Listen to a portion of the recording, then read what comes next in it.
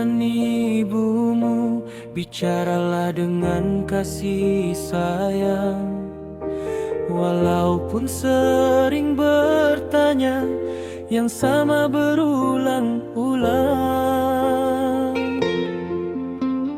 Dengan ayahmu, bicaralah dengan hormat.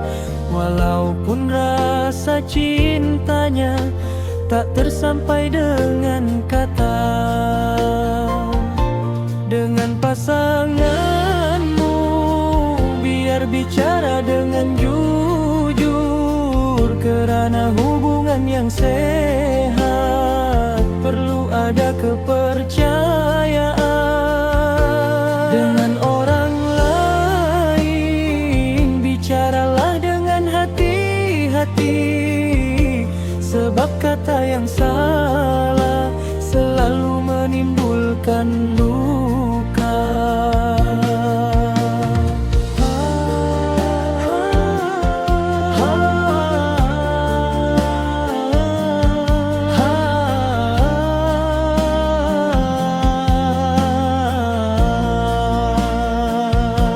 Bicara dengan Allah, bicaralah dengan bebas.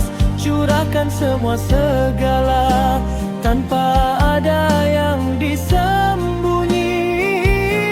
Bicara dengan Allah, bicaralah dengan bebas. Curahkan semua segala tanpa ada yang disembunyi.